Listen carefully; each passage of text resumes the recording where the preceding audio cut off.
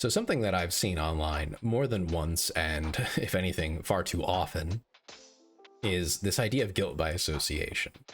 It's often used to justify attacking someone who's done nothing wrong except for literally talk to people that they might even very publicly disagree with on foundational ideas, but it's seen as, platforming or something along those lines. But it also has been extended even beyond that to just personal interactions, where just because you're friends with someone who is, maybe holds questionable beliefs, then you must be okay with those as well. Completely ignoring all of the potential nuance there, which I think is really important. I mean, for an example, if you debate someone, in good faith, trying to convince each other, you stand a pretty good chance, if you're the one who's genuinely in the right, and you really do bring your A game on that debate, you might put them in a situation where they have to really reconsider some of their beliefs. You might actually help them. God forbid. I know we hate doing that these days, but you might actually convince them not to be an awful person. That'd be great, wouldn't it? Wouldn't it be awesome if we could convince someone to not be evil? Wouldn't that be nice? What an idea. If one of my friends goes off the deep end, I'm not just going to immediately cut ties with them. I mean, maybe I won't be out with them in public so much, but I wouldn't completely get rid of them, at least not right away. I would make the effort to try and convince them that they're being crazy, that they don't want to do this, that they don't want to go down that road. Because otherwise, I just encourage them to do that, which makes things worse. At least that's how I view it. If you push someone down a path, they're going to keep going down it. But if you pull them back, you say, hey man, no, listen, you still have friends. These aren't your only friends. You have options. And the option you're looking at right now is not good. Don't do that. Will you win every time? No. Sometimes you can't convince people. But to be called names because you're trying to do good seems really counterproductive, to say the least. Just because we're afraid of letting someone speak and socialize and be around people that aren't like them, that they might, somehow convince people to agree with them. I really do believe that that is not a good idea to follow down. First of all, I don't think that the majority of people are going to fall for something like that in the first place. I also believe that by having them around everyone who disagrees with them in a respectful and reasonable way, will slowly push them away from those kinds of crazy things that they're believing right then and there. But it's all about the nuance there. It's all about the details, which are completely lost on the entire online audience anymore. It is horrifically frustrating to see that. And I see that same mindset applied to even hobbies that I'm in. 40K for a short time was getting lambasted as being, fascist or something. It's like, no, it really isn't. I mean, the setting has fascism, don't get me wrong, or it's not exactly fascism. It's something vaguely similar. It's if you don't know what I'm referring to, it is just a strange government that is very authoritarian. And the closest analog we probably have is fascism, but it's not fascism. I don't know what to tell you. It's weird, but look into it. It's an interesting setting, and it has a lot of fans, and a very small fraction of them are politically extreme in certain ways. On both sides of the spectrum, I should mention. It's not only one. They're just the ones that get the attention. And I really don't think that just by being in the hobby, you associate with either of them. That's just ridiculous. But people will make that kind of argument. The same with, World War II, World War I, being, into military history in general, all that sorts of stuff. I'm sick of being in hobbies where, because one or two people is genuinely awful, or at least, highly questionable, we all get painted with the same brush of being, some kind of bad person. There are times when I knew people who were going down those kinds of paths. At a certain point, you do have to cut people off because it gets out of hand.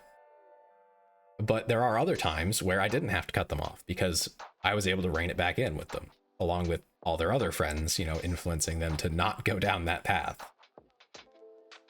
So I think the nuance is, it's really important. It really matters. If there are 10 people at a table and one of them is awful, and then in 3 months that one awful person is no longer awful,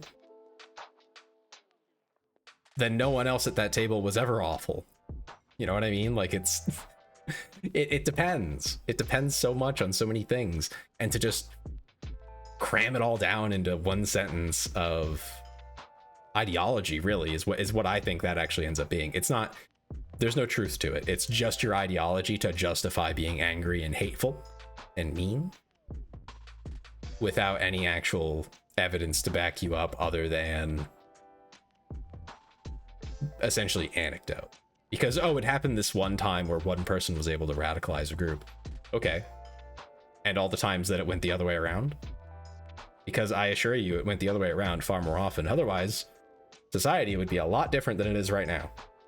There would not be a normal that we are familiar with if it was that easy for them, because that's their goal. Clearly, they're not very good at it. It's not panning out for them. So I really strongly dislike the idea of guilt by association. I really think we need to be more against it, even if that means potentially being wrong. Just because you're assuming the best doesn't mean that when it turns out to be the worst, that there was something wrong with assuming the best. If you want to be skeptical and say, hey, that guy is he's kind of out there. You're not doing that yourself, right? Like you're not going down that road, right? You want to do that, I totally understand. Keep an eye on things like that for sure, but don't just assume that they're like pure evil the moment you see it. There are stories, more than one, of people who are the subject of hate by a particular group, befriending that group and very quickly proving that, okay, so we're at least partly wrong, and then that pushes them to eventually realize that no, they were just always wrong. It takes a long time to accept something like that when it's part of your identity, but it has happened. The only way that we get rid of hateful groups like this is by showing them that they're wrong. Anything else, you're just letting them kind of sit there and fester in the corner. It's ignoring the wound, essentially. Whereas you should be trying to do something about it, treat it, fix it. And you can't do that without being anywhere near them. You can't just shove it in the corner and ignore it. That doesn't work. Never has. And I think that's kind of evidenced by the fact that groups like that have, if anything, grown over the last 10 or 15 years, but partly because of the internet. It definitely makes recruiting for crazy stuff a lot easier, but also because of the way that people now interact, which is once someone goes in that direction, they don't cut off their friends cut them off. It goes the other way instead, which is a very convincing argument for why you should stay in that crazy circle, because your friends don't want to talk to you anymore. The moment you started, getting into that, they all said, oh, I can't be your friend anymore. And then your quote unquote new friends, or they're probably not actually your friends, but your new friends are telling you that, oh yeah, that's because they actually just hate you or whatever. And it gives them leverage to keep the person who I guess was your friend now in that crazy cult like mentality wherever they are. And it's just none of this is productive, dang it. And I'm tired of seeing it. I'm tired of being lumped in with it too, because like I said, I'm in those groups, 40K, war history, that sort of stuff, where my interests are broad. Military history going all the way back to the earliest records up to modern day. I'm interested in all of it. And that's what I see from most people who are into it. The vast majority of them. Like, it's just, that's really interesting to watch technology develop. And the cutting edge of technology, pun intended, is almost always military.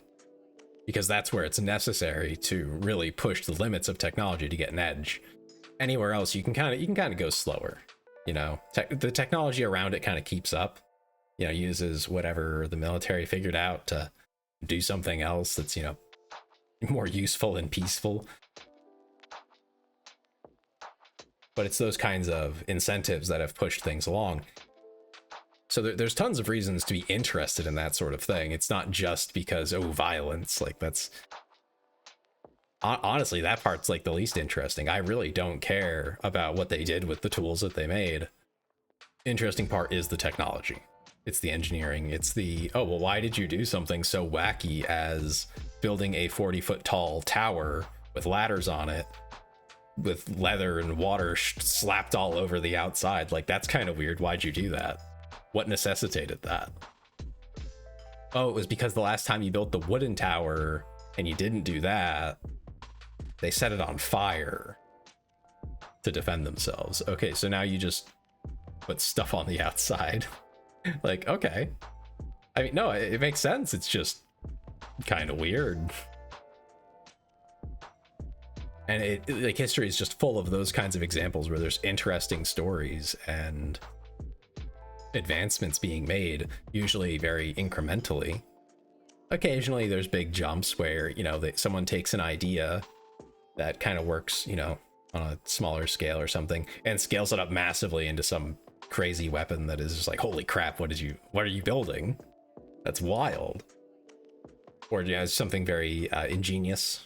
You know, the Corvus for the Romans during the First Punic War. That's a great example where they would counter the whole ship ramming thing by saying, you're not allowed to ram me, I'm grappling you.